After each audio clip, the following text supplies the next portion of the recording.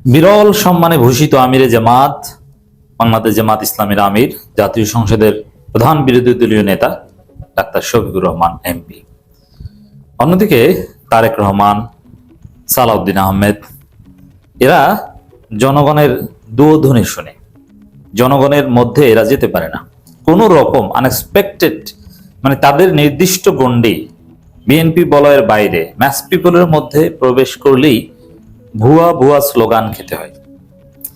তারেক রহমান, সালাউদ্দিন আহমেদ সহ পুরো বিএনপির জনপ্রিয়তা এতটা তলানিতে নেমেছে, যেখানেই যাক না কেন তারা ভুয়া ভুয়া স্লোগান খায়। আপনারা দেখেছেন যে এই জন্য দেখবেন যে এই বিএনপির নেতা বা এমপিরা বা মন্ত্রীরা সাধারণ জনগণের সাথে কোথাও মিশে না। বিশেষ করে সাধারণ তরুণ প্রজন্মের সাথে ওপেনলি মেশার কোনো সাহস তারেক জিয়া কিংবা স্বরাষ্ট্রমন্ত্রী সালাউদ্দিন আহমেদ কিংবা অন্য কারণেই, বিশেষ করে গুরুত্বপূর্ণ কারো তো নেই।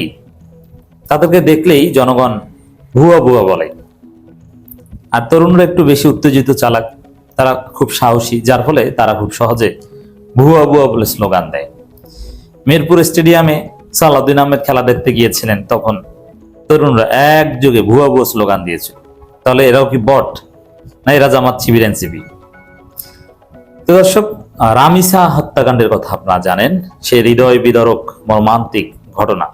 এটা জাতি এখনো ভুলেনি। সেই হত্যাকারীর, ঘাতকের ফাঁসির আগ পর্যন্ত আমার মনে হয় জাতি এটা মনে রাখবে এবং আমরা এটা আলোচনায় রাখবো। সেখানে তারেক রহমান গিয়েছিলেন, সালাউদ্দিন আহমেদ গিয়েছিলেন। তারেক রহমান সহ সালাউদ্দিন আহমেদ সহ সবাই ভুয়া ভুয়া স্লোগান খেয়েছে। এর মানে বাংলাদেশে আইনের শাসন নেই এবং আইনের শাসন নিশ্চিত করতে বিএনপি পারবে না, ন্যায় বিচার নিশ্চিত করতে বিএনপি পারবে না, এটা জনগণ মনে করে। যার ফলে সাধারণ জনগণ একযোগে এখন যারা তারেক জিয়া এবং সালাউদ্দিন আহমেদকে ভুয়া ভুয়া স্লোগান দিয়েছিল, তারা কি জামাত শিবির এনসিপি? নেভার। এটা তো বিএনপিও বলতে পারবে না। তারা একদম সাধারণ মানুষ, তারা ভুয়া ভুয়া স্লোগান দিয়েছে এবং সালাউদ্দিন আহমেদ খুব বিব্রত বোধ করেছিলেন। এই গরমের মধ্যে, প্রচন্ড গরমের মধ্যে ব্লেজার পরে গিয়েছিলেন, কোট পরে গিয়েছিলেন, যার ফলে তিনি বারবার উঠে যাচ্ছিলেন সেখান থেকে। এটা নিয়েও তীব্র সমালোচনা হয়েছে যে এই গরমের মধ্যে তাকে কেন ওইখানে এই ব্লেজার পরে যেতে হবে। তিনি সবসময় এসির মধ্যে থাকেন, তার গাড়ি অনেক দামি গাড়ি, উন্নত এসি, আর রুম, বাসা বাড়ি, এগুলো তো কোনো কথাই নেই। এই জন্য ঠান্ডা না গরম এটা তার কাছে মনেই হয় না কিছু। কিন্তু কিছু সময়ের জন্য বাইরে গেছেন, আর সহ্য করতে পারেন না। মানে তাদের জীবনটা আসলে এরকম কৃত্রিম। এসির বাইরে গেলেই ভুয়ো ভুয়ো স্লোগান খেতে হয়।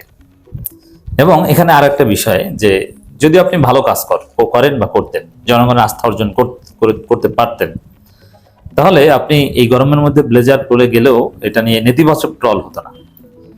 এটা নিয়ে হয়তো কেউ মজা করতো, বাট এভাবে নেতিবাচক ট্রল হতো না। তা আপনি যদি কারো প্রিয় হতে পারেন, তাহলে আপনি যা করেন ওটা বরং মডেল, যে দেখছো গরমের মধ্যেও ব্লেজার পরে, একদম কে তার দুস্থ বা এরকম বিভিন্ন পরিবেশ আছে না, এগুলো বলে আপনাকে মূল্যায়ন করতো। কিন্তু আপনাকে জনগণ দেখতে পারে না।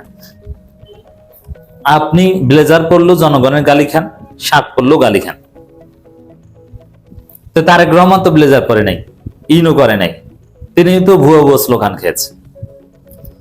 তো এই হচ্ছে বর্তমান বাংলাদেশের চিত্র, যে সরকার তাদের জনপ্রিয়তা তলানিতে চলে গিয়েছে। জনগণ তাদেরকে সহ্য করতে পারে না এবং জনগণ তাদেরকে ভুয়া মনে করে। অন দি আদার হ্যান্ড, একই জায়গায় রামিসার পরিবারের কাছে আমিরে জামাতও গিয়েছেন।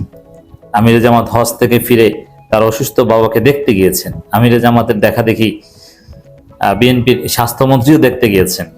কিন্তু এই যে দেখেন, আমিরে জামাত এবং রামিসার পরিবারকে নিয়েও কিন্তু বিএনপির লোকজন ক্ষুব্ধ। কারণ কি? যদি এখানে কিছু বলতে পারে না, কারণ বিচার চাই না, এই কথা বলেছিল রামিসার বাবা। এর মানে বিচার হবে না। এই যে বিচার চাই না, বিচার হবে না, আপনারা বিচার করতে পারবেন না, এই কথায় এটা বিএনপির জন্য একটা চপেটাঘাত। যে বাংলাদেশে একটা সরকার আছে, তার একটা ধৈর্য সরকার, তারা কোনো বিচার করতে পারবে না। এদেশে কোনো আইনের শাসন নাই, এদেশে ভুক্তভোগী পরিবারকে ভুগতে হবে। এটা প্রধানমন্ত্রী তো আত্মহত্যা করা দরকার। এখন ধর্ষকের বাবা বলে বিচার চাই না, এটা আরেকটা চপেটাঘাত। ভুয়া ভুয়া স্লোগান তো এক ধরনের অপমান, আর বিচার চাই না এটা আরো বড় অপমান। মানে রামিসার পরিবার, রামিসা হত্যাকাণ্ড, এটা পুরোটাই বিএনপির জন্য একটা বিব্রতকর কেস। বিএনপির লোকজন পারলে রামিসার পরিবারকে মারে, কিন্তু এমন বিপদ এখানে তো কিছু করা যায় না। মানে বিএনপি পদে পদে এই ঘটনায় অপমানিত হয়, লাঞ্ছিত হয়, এবং সামগ্রিকভাবে রামিসা হত্যাকাণ্ড দেশের কালেকটিভ ল অ্যান্ড অর্ডার সিচুয়েশনের ডিটোরিয়েশনের একটা প্রমাণ হিসেবে প্রমাণিত হয়েছে বাংলাদেশে, যেটাও বিএনপি সরকারের জন্য একটা মারাত্মক ধাক্কা। কিন্তু আমিরে জামাত গিয়েছেন তার বাবাকে দেখতে, রামিসার বাবাকে দেখতে।